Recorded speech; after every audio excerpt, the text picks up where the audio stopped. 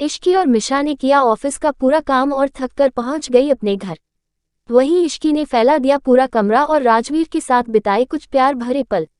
अब आगे। Next day. Office में इश्की और मिशा टाइम से ऑफिस पहुंच गई थी और इश्की आज भी अपने काम में बहुत बिजी थी।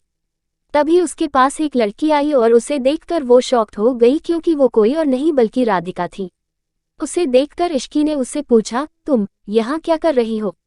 राधिका ने जवाब दिया, वो मैं फ्री थी तो सोचा कहीं पर जॉब करके एक्सपीरियंस गेन कर लूं। वो क्या है ना, राजवीर की बिजनेस ट्रिक काफी अलग है तो मुझे अपने बिजनेस में हेल्प मिल सकती है। राधिका की बेतुकी बातें सुनकर इश्की थोड़ी कंफ्यूज हो गई और अपने मन में बोली, ये कैसा उटपटांग आंसर हुआ। अगर बिजनेस की ट्रिक ही सीखना है तो सीधे राजवीर से गाइडेंस मांग लेती। ऑफिस ज्वाइन करके एक एम्प्लॉय की तरह जॉब करने की क्या जरूरत थी। तभी राधिका ने इश्की के कंधे को हिलाते हुए पूछा, कहाँ खो गई तुम? इश्की ने जवाब दिया, कहीं नहीं। तभी राधिका इश्की से बोली, वैसे इस ऑफिस में किसी को भी ये पता ही नहीं कि तुम राजवीर की वाइफ हो। इश्की ने जवाब दिया, हाँ, क्योंकि हमने अपनी शादी को रिवील नहीं किया है। राधिका ने पूछा, पर ऐसा क्यों? इश्की बात को टालने के लिए बोली, क्योंकि अभी मैं स्टडी कर रही हूँ तो मैं नहीं चाहती कि अभी ये बात किसी को पता चले। अच्छा, अब मुझे काम करना है। तभी राधिका इश्की से बोली, ठीक है तुम काम करो। वैसे मैं देख रही हूँ कि तुम्हारी इस रिपोर्ट में बहुत सी गलती है। मैं तुम्हारी हेल्प कर सकती हूँ अगर तुम चाहो तो। लेकिन इश्की अब उससे कोई बात नहीं करना चाहती थी, इसलिए उसने कहा, नहीं मैं देख लूंगी, थैंक यू। ये बोलकर इश्की काम करने लगी और राधिका वहां से चली गई। फिर राधिका ने साइड में जाकर किसी को कॉल करके कहा, आंटी आपने जैसा कहा था मैंने ऑफिस ज्वाइन कर लिया है, तो अब आगे क्या करना है? सामने से राजवीर की बुआ तारा जी बोली, वेरी गुड, अब आगे जैसा मैं कहती हूँ वैसा करो। ये बोलकर तारा जी ने राधिका को कुछ बोला और फिर कॉल कट कर दी। कॉल कट होते ही राधिका ने एक शैतानी स्माइल के साथ इश्की को देखा, जो अपने डेस्क पर काम करने में बिजी थी। दूसरी तरफ मिशा भी अपने काम में बिजी थी। तभी रेहान आया और उसे जूस देकर बोला, तुम कॉफी नहीं पीती, चाय नहीं पीती, लेकिन जूस तो पीती ही होगी ना। मिशा ने गुस्से में जवाब दिया, तुम्हें मजा आता है मुझे परेशान करने में। रेहान ने कहा, जी नहीं, मैं तो बस ये कह रहा हूँ कि। वो इतना ही बोल पाया था कि तभी मिशा चिढ़कर बोली, तुम मुझे परेशान करना बंद करो। मिशा की ये बात रेहान को बुरी लगी तो उसने सड़ी होकर कहा, ठीक है मिशा, अब मैं तुम्हें परेशान नहीं करूंगा, तुम आराम से काम करो, बस जूस पी लेना। इतना बोलकर रेहान वहां से चला गया और मिशा गहरी सांस लेकर वापस अपने काम में लग गई। कुछ देर बाद राधिका वापस इश्की के पास आई और उससे बोली, इश्की मुझे न तुम्हारी एक हेल्प चाहिए, कर दोगी क्या? इश्की ने पूछा, कैसी हेल्प चाहिए? राधिका ने जवाब दिया, वो मुझे न पुरानी फाइल की रिपोर्ट रेडी करनी है और उसके लिए मुझे पुरानी फाइल चाहिए। तो क्या तुम वो फाइल मुझे स्टोर रूम से लाकर दे दोगी? इश्की ने फटाक से कहा, वहां तो तुम भी जा सकती हो।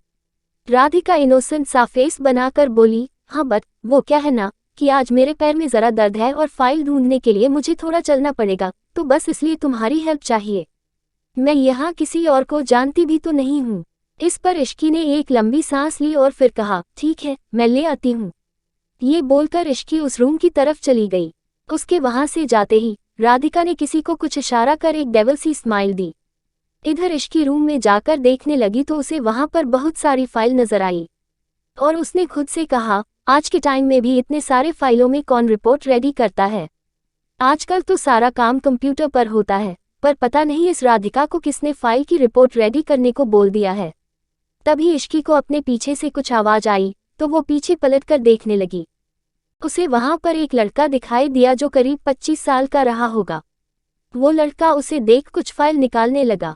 उसे फाइल लेता देख इश्की अपने सोच से बाहर आई और राधिका के लिए फाइल देखने लगी। फिर कुछ देर बाद फाइल लेकर वो रूम से बाहर जाने के लिए डोर को ओपन करने को हुई तो डोर ओपन ही नहीं हुआ और ये देख इश्की फिर से कोशिश करने लगी, लेकिन उसका कोई फायदा नहीं था। कुछ देर कोशिश करने के बाद इश्की ने उस लड़के से कहा, ये दरवाजा नहीं खुल रहा है, एक बार आप ट्राई करिए ना। वो लड़का इश्की की बात सुनकर हल्का स्माइल करते हुए डॉ के पास गया और उसे ओपन करने की कोशिश करने लगा, लेकिन उससे भी वह दरवाजा नहीं खुला। ये देख इश्की डर गई है और अपना फोन ढूंढने लगी तो उसे याद आया कि उसने अपना फोन डेस्क पर ही छोड़ दिया था। तभी वो लड़का बोला, अरे तुम डरो मत, हो सकता है कि दरवाजा जाम हो गया हो। इश्की ने उस लड़के से कहा, आपके पास फोन होगा ना, आप प्लीज किसी को कॉल करके बुला लीजिए, वो बाहर से दरवाजा खोल देंगे।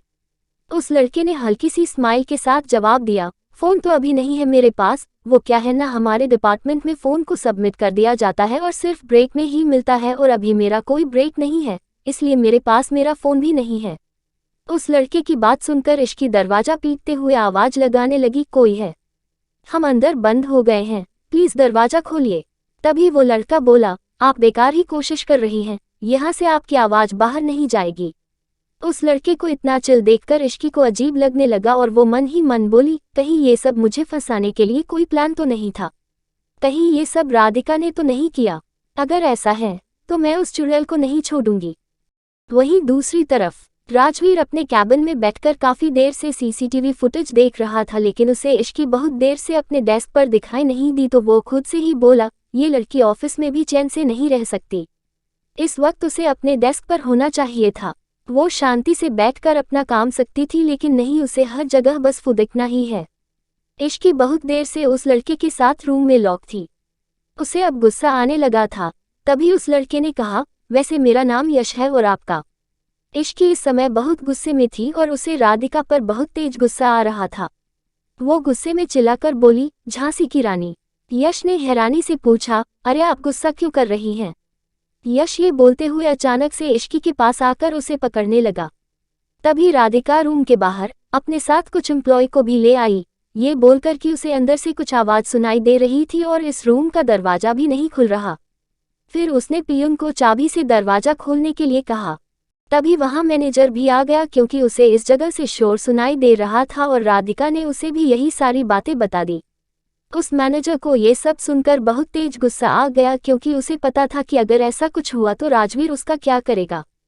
फिर उसने दरवाजा खोलने के लिए ऑर्डर दिया और जैसे ही दरवाजा खुला, लेकिन अंदर का नज़ारा देखकर सभी लोग शॉक्ड हो गए, खासकर राधिका, क्योंकि अंदर यश जमीन पर लेटा हुआ था और इश्की खड़े होकर उसे अपने पैर से मारे जा रही थी। यश को देखकर लग रहा था कि वो अब तक बहुत मार खा चुका था। इश्की ने उसे फिर से मारते हुए कहा, साले कमीने, क्या सोचा था कि मैं एक कमजोर लड़की हूँ, तू जैसा चाहेगा मैं तुझे करने दूंगी, पर अफसोस तुझे पता नहीं है कि मैं अपने स्कूल में बॉक्सिंग चैंपियन रही हूँ और स्टेट लेवल की विनर भी हूँ। तू रुक कमीने, तेरा ऐसा भरता बनाऊंगी ना कि कोई भी तेरी शक्ल नहीं पहचान पाएगा। ये बोलकर इश्की उसे और पीटने लगी। तभी मैनेजर ने तेज आवाज में चिल्लाते हुए कहा, ये क्या हो रहा है यहाँ, छोड़ो उसे। मैनेजर की बात सुनकर इश्की उसे छोड़कर गुस्से से राधिका को देखने लगी। तभी मैनेजर फिर से बोला, ये ऑफिस है ना कि कोई अखाड़ा, तुमने इसे कितनी बुरी तरह से मारा है, अब इसका जवाब तुम दोनों राजवीर सर के सामने देने के लिए रेडी रहो। ये बोलकर वो मैनेजर वहां से चला गया। राजवीर का नाम सुनकर इश्की थोड़ी सी डर गई और खुद से ही बोली, अरे यार, ये बात अगर राजवीर तक गई तो फिर मुझे उनका लेक्चर सुनना पड़ेगा। फिर थोड़ा रुककर इश्की ने खुद को समझाते हुए कहा, नहीं इश्की, इस बार तेरी कोई गलती नहीं है, इसलिए राजवीर कुछ नहीं कहेंगे। तो अब क्या होगा राजवीर का रिएक्शन?